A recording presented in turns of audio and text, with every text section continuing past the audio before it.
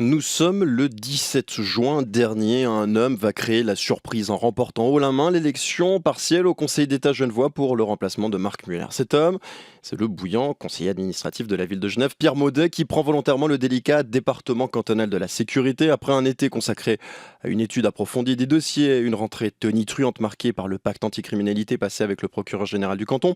Le plus jeune conseiller d'État que Genève ait connu est rattrapé par la dure réalité, celle qui colle un peu au basque du département qu'il dirige depuis plus de 100 jours maintenant. Un premier revers est venu tempérer son ardeur, son projet de réforme carcérale qui prévoit notamment une nette augmentation des places de prison. Ça chope pour l'heure à l'analyse du gouvernement et au réexamen budgétaire imposé par le Parlement. Pierre Maudet, bonjour. Bonjour, Vous allez bien ? excellemment. Merci d'avoir accepté notre invitation. Nous allons parler avec vous ce matin sécurité, faire le bilan de ces 100 premiers jours, bien évidemment. Avant toute chose, un mot sur l'actualité politique genevoise. Depuis hier, Genève, le canton, a une nouvelle constitution qui consacre notamment une seule présidence du gouvernement pour les 5 ans de législature. Une nouvelle forme qui va faciliter le fonctionnement du collège gouvernemental, selon vous. Oui, je pense que c'est un des aspects positifs de cette nouvelle constitution. Je suis convaincu que, pas tant d'ailleurs en raison de la durée de la législature, qu'en raison de la création de ce département présidentiel qui doit avoir une certaine importance à Genève avec son rôle de ville internationale, avec le travail d'ambassadeur que doivent de plus en plus assumer les différents membres du gouvernement. Je pense que c'est une avancée. Genève avait mal à son image, savait bien vendre son image, selon vous. Genève perd passablement d'énergie dans une répartition du pouvoir, que ce soit au niveau horizontal, au sein du gouvernement, ou bien au sein du canton au sens large, ou bien verticalement entre canton, commune et pour partie la Confédération. Et je pense qu'un des atouts de cette nouvelle constitution, c'est de redistribuer modestement. On aurait aimé, certes, par exemple, que par rapport aux communes, on en dise davantage, mais de redistribuer un peu plus clairement les cartes. On va en parler de cette nouvelle constitution tout à l'heure en lisant la presse, notamment avec Patrick Mhm. Lefort et Simon Cortet. Vous avez évoqué, Pierre Maudet, voilà, les difficultés, l'image de Genève aussi, les passations de pouvoir. Depuis 100 jours maintenant, l'heure des confidences, vous avez senti au sein du gouvernement quelques crispations, difficultés de collégialité ou tout va bien? Non, il ne faut pas nier qu'il y a des difficultés, pas tant au sein du gouvernement qu'au sein de la classe politique genevoise. Je disais il y a un instant, ce qui me frappe, c'est la déperdition d'énergie assez phénoménale que l'on peut déployer sur des faux problèmes ou sur des choses accessoires. Et de ce point de vue-là, le vote sur la Constitution en est un bon témoignage. On a mobilisé à peine un peu plus de 30% de la population. Je crois que ça doit nous interroger. C'est le reflet du fait qu'on ne colle pas forcément aux vraies préoccupations, ou en tout cas aux soucis quotidiens de monsieur et madame tout le monde à Genève. Alors, ce On qui me l'explique à frappe quoi? durant ces... Bon, on l'explique parce qu'on arrive à Genève à parfois consacrer beaucoup de temps et d'énergie sur des choses accessoires. Une des conséquences de la Constitution, c'est qu'on va devoir pendant 5 ans refaire plus de 400 lois, si je ne Hmm. m'abuse. Donc faire travailler beaucoup de juristes pour des choses certes essentielles, mais d'autres qui le seront beaucoup moins. Là où l'interrogation de la population, de monsieur, madame lambda, c'est qu'est-ce qu'on fait pour concrètement améliorer ma sécurité au jour le jour? Qu'est-ce qu'on fait pour concrètement assurer les soins, la question de l'assurance maladie? Comment est-ce que dans cette région en devenir, puisqu'on passe chaque jour quasiment la frontière, on se rend compte que chaque jour on est tributaire aussi de notre environnement extérieur, comment est-ce qu'on fait pour que ce développement se fasse de façon harmonieuse? C'est ça les questions essentielles pour Genève aujourd'hui.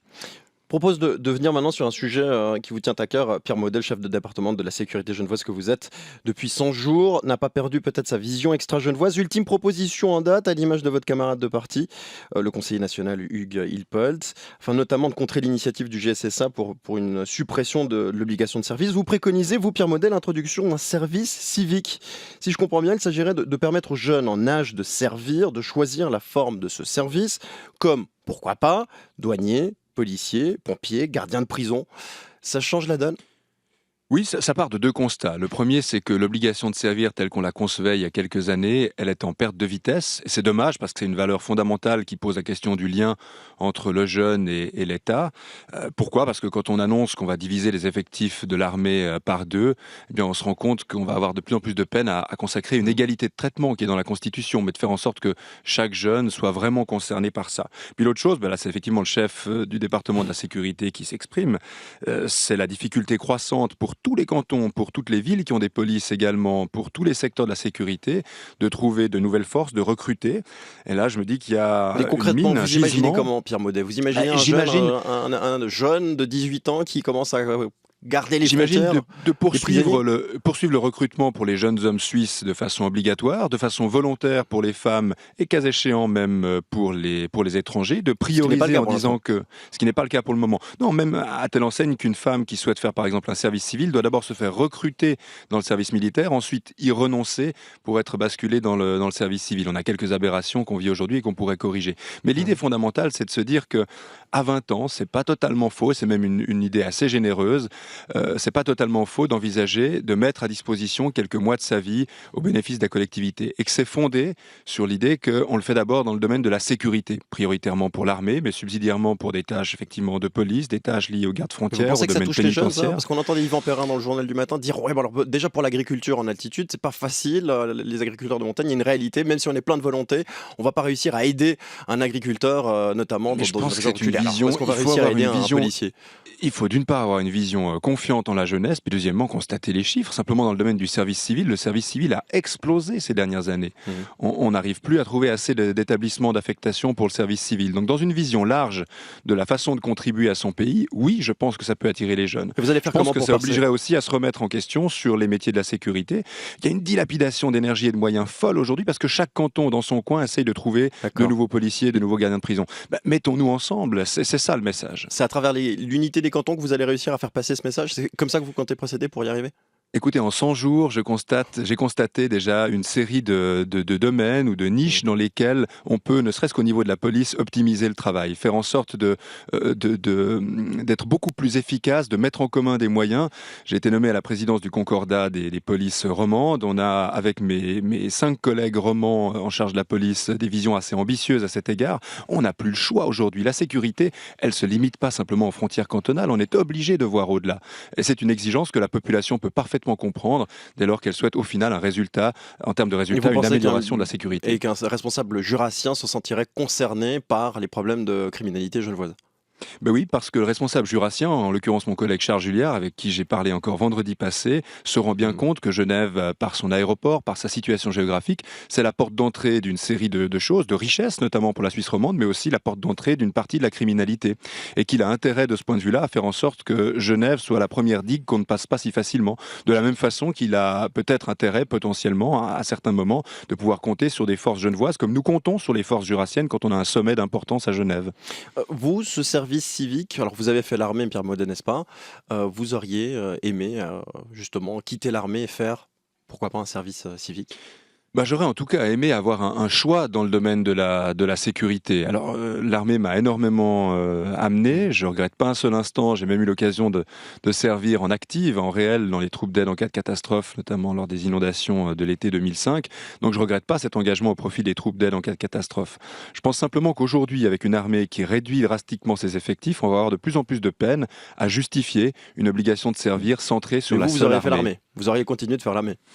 C'est pas impossible que j'aurais choisi autre chose. Je pense aujourd'hui que Il faut du choix. rétrospectivement ça m'a énormément amené, mais ce choix-là je l'aurais Mhm. fait, je pense. Retour à la réalité genevoise avec vous, Pierre Maudet. Après votre pacte anticriminalité conclu avec le procureur Olivier Journeau, vous avez décidé de vous attaquer à la question carcérale qui entrave une politique sécuritaire digne de ce nom. Pour Mhm. faire court, vous proposez de concentrer les lieux de détention et d'augmenter sensiblement les places de prison. On parle de 450 à 500 places supplémentaires, c'est bien ça? Écoutez, c'est dans cet ordre d'idée. Pour le moment, c'est en discussion au Conseil d'État. Mais le constat de base, là aussi, il est implacable. Si l'on veut avoir une politique de sécurité digne de ce nom, on ne peut pas arrêter d'arrêter.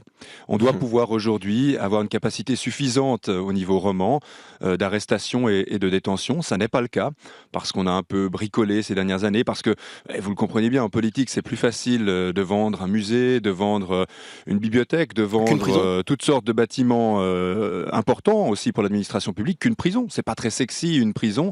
En plus, ça coûte en général assez cher en application des normes fédérales. Et je pense que là, on peut simplement plus se payer le luxe d'aller d'urgence en urgence. Justement. Chandelon, c'est une surpopulation carcérale aujourd'hui de 160%. Ça ne va juste plus. Et je compare souvent la sécurité à une chaîne. Vous avez le premier maillon qui est la police, le deuxième qui est la justice, et le troisième c'est les prisons. Et c'est souvent le troisième mais qui est ce le plus plan faible. a un coût, Pierre Maudet. près de 300 millions, vous confirmez? Non, je confirme pas. Ça, c'est un chiffre un peu fantaisiste sorti par votre rédaction genevoise. Ça coûte moins cher que ça. Je vous donnerai pas le chiffre aujourd'hui puisqu'il est encore en discussion devant le Conseil d'État. Maintenant, c'est vrai que ça coûte une prison, mais ça coûte parce que c'est de l'argent des Genevois, donc en l'occurrence, quelle fourchette? Ça coûte. Non, d'abord, c'est pas que de l'argent genevois, c'est aussi de l'argent roman parce que les prisons doivent faire l'objet là aussi d'une vision au niveau roman. Il y a des concordats qui existent. Il y a une possibilité, Madame Métro le disait tout à l'heure sur votre antenne, d'avoir une participation d'autres cantons. Donc, peu importe le chiffre aujourd'hui, il sera annoncé lorsque le Conseil d'État aura validé ou pas ce plan. Mais qu'on comprenne, on est plus dans les 100, dans les 500, dans les... On achète 300. Qu'est-ce que ça peut faire ce matin que je vous annonce 100, 150 ou 300? Vous n'avez même pas de façon le nombre de places précises. Vous disiez vous-même que les prisons coûtaient très cher, donc en l'occurrence, c'est effectivement... C'est bien de le savoir. Le chiffre, je vous le donnerai pas maintenant parce que... C'est plus facile de vendre un musée que vendre une prison. Alors justement, essayez de vendre les prisons. Eh bien, les prisons, je les vends volontiers sur le principe. Sur les chiffres, je les donnerai ultérieurement pour une raison simple, c'est que je respecte le principe de collégialité, puis que je dois passer par là. On peut me reprocher mon impatience ou mon ambition trop grande sur le nombre de places de prison. Je veux d'abord convaincre, évidemment, le gouvernement.